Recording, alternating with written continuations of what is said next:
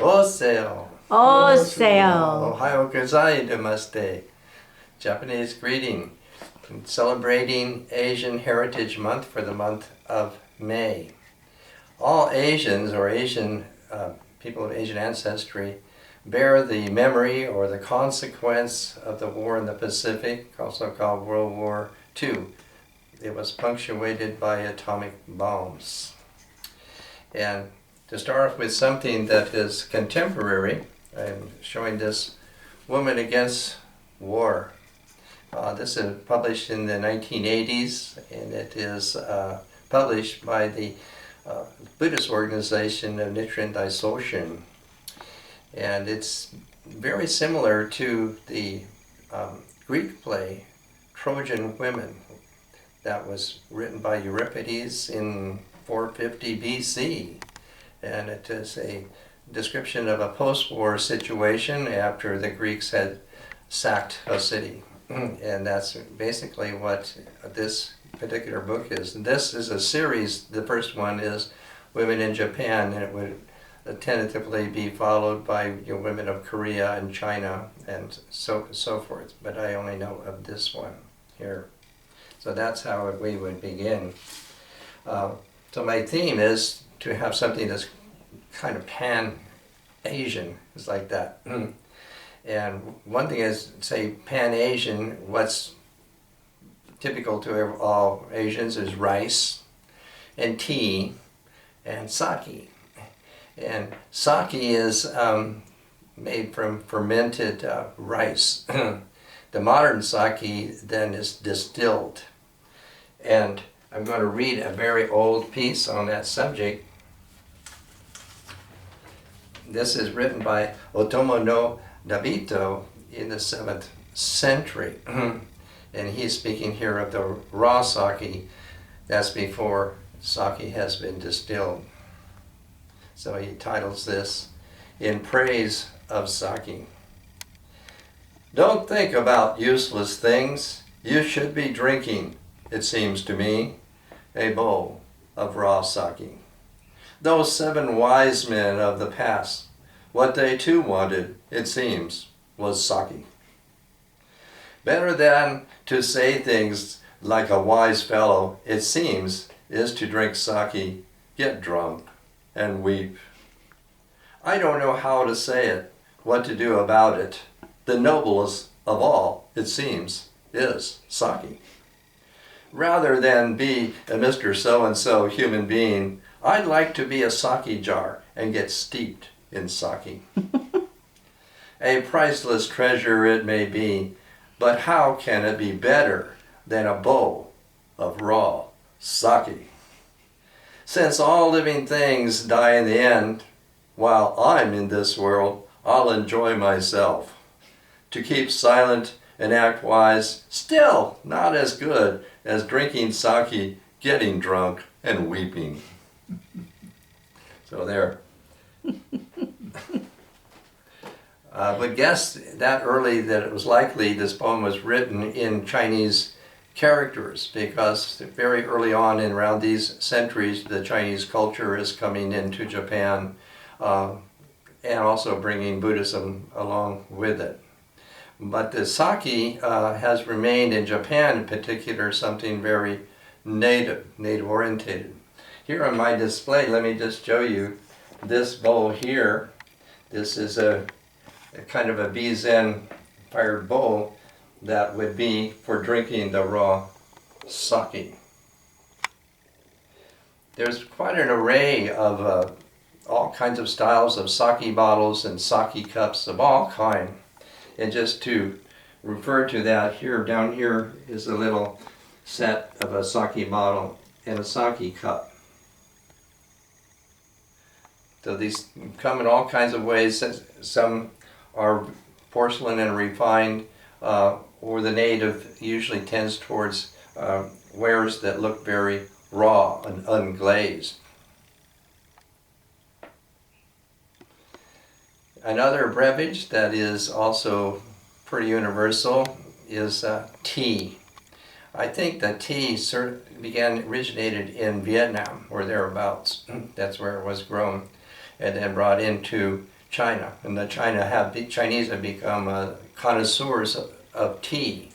There's white tea, there's black tea, there's red tea, there's green tea. And also, not only that, but the vessels that the tea is served in. If you look down here, this is a Chinese teapot. It's even inscribed somehow. So even the kind of clay in China that the tea was served or brewed in mattered. This is all connoisseurship for tea. And then as the Japanese began to import tea, or the drinking of tea, they developed a very special kind of tea by grinding the green tea into a powder. And then they used tea bowls. And this here is an example of a Japanese tea bowl. The tea bowls also come in all different shapes, in all different sizes, everything. This particular form for a Japanese, for a tea bowl, is unique to the Japanese, and that is that it's like a cylinder with straight sides. It does not have any other prototype. At first, the Japanese imitated the Chinese or Korean bowls. Then they developed their own special, unique kind of tea bowl. Let's see what I was going to. Oh yes. Next with the Asians is rice. So we're going to do a piece on rice from Mary Oliver. Rice. It grew in the black mud. It grew under the tiger's orange paws. Its stems thinner than candles and as straight. Its leaves like feathers of egrets, but green. The grains cresting, wanting to burst. Oh, blood of the tiger. I don't want you just to sit down at the table. I don't want you just to eat and be content. I want you to walk out into the fields where the water is shining and the rice has risen. I want you to stand there, far from the white tablecloth. I want you to fill your hands with the mud like a blessing, dazzling as the teeth of mice.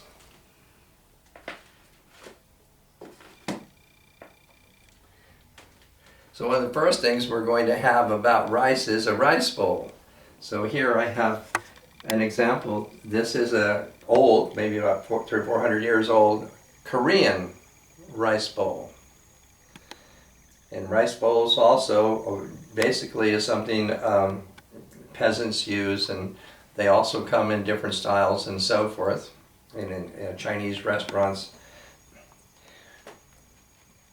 And then up here, if you look here, this piece here is a miniature, like a mortar for making a kind of rice cake.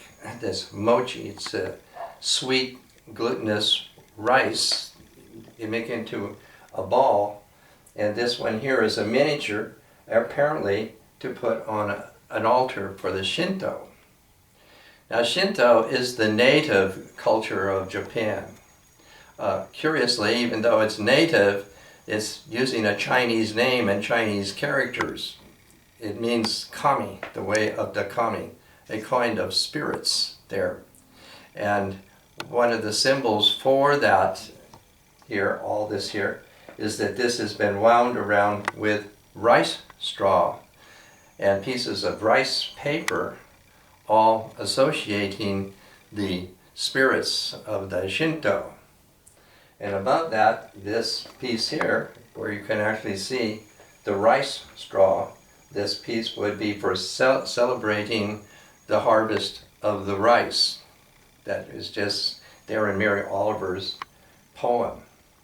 So rice is totally widespread, throughout Asia. And these are things of that.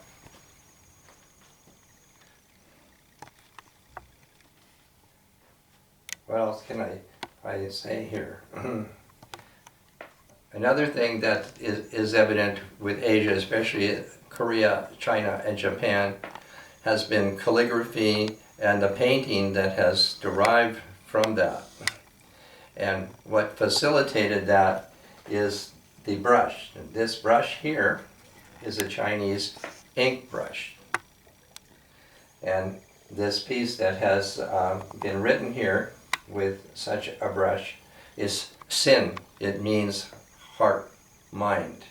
Now English will translate the Chinese word just as mind, but you can see in the character that actually it's made of heart and mind for the Chinese sin.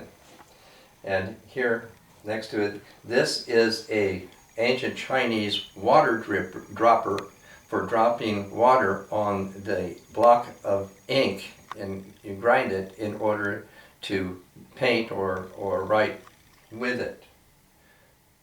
So here in my drawing that I have here to go along with it, that's what I painted with. I inherited these Chinese brushes from my Chinese mother-in-law, and I practiced for a long, long time. And this drawing is to show you my using Chinese brush and ink to draw with. And over here, this is a Japanese carved mask of cypress woods. The cypress is a, like sacred tree. So I have that there to see that of that. This is a little figure that would represent a kind of ritual person in the Shinto shrines. Would look like that. Then if I go down here, here is a Buddha figure. Looks a Chinese Buddha figure. Buddhism came into Japan from Korea. It had come into Korea from China. And Buddhism throughout Asia is the civilizer. So everywhere that you have the Buddhism, it brought people and the government together in a civilized way, with order and so forth. And this was particularly evident at the time it came into Japan quite a bit later than it had been in the other parts of Asia. So that's why I have this Buddhist figure here. Behind the Buddhist figure, this is native Japanese. This is folk art. The character there is called tanuki. And tanuki is actually a, what they call a raccoon dog. But his character is very much like the Native American coyote. And right above that, this is a talisman or a charm that's native Japanese. Anything native Japanese is going to say Shinto.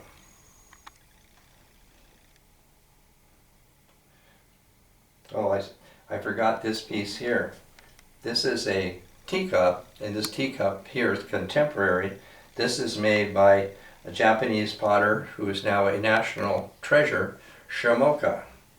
And he's famous for employing this kind of technique of impressing rope and filling it in. And he got this idea from the prehistoric Japanese pottery that has been found. And while I'm saying prehistoric, it can go all the way down here to the lowest level. And this is a miniature figure. It's called Haniwa. And these were tomb figures there in early Japan. They were put around the tombs or the mounds so that we have here something that's ancestral, like prehistoric in Japan. That gives an example of that.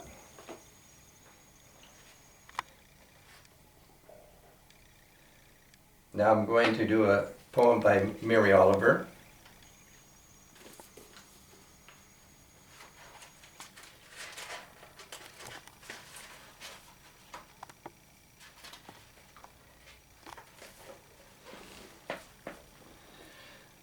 Singapore and Yvonne.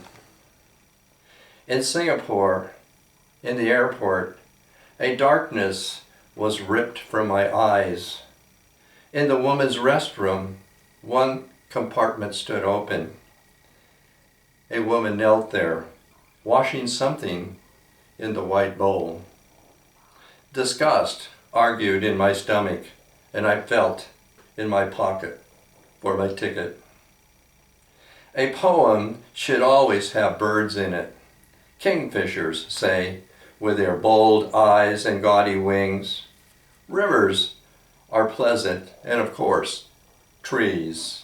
A waterfall, or, if that's not possible, a fountain rising and falling. A person wants to stand in a happy place in a poem. When the woman turned, I could not answer her face. Her beauty and her embarrassment struggled together, and neither could win. She smiled, and I smiled. What kind of nonsense is this? Everybody needs a job. Yes, a person wants to stand in a happy place in a poem. But first, we must watch her as she stares down at her labor, which is dull enough. She is washing the tops of the airport ashtrays, as big as hubcaps, with a blue rag. Her small hands turn the metal, scrubbing and rinsing. She does not work slowly, nor quickly, but like a river. Her dark hair is like the wing of a bird. I don't doubt for a moment that she loves her life, and I want her to rise up from the crust and the slop and fly down to the river. This probably won't happen, but maybe it will. If the world were only pain and logic, who would want it? Of course it isn't. Neither do I mean anything miraculous, but only the light that can shine out of a life. I mean the way she unfolded and refolded the blue cloth. The way her smile was only for my sake. I mean the way this poem is filled with trees and birds. Beautiful girl, where are you, Yvonne?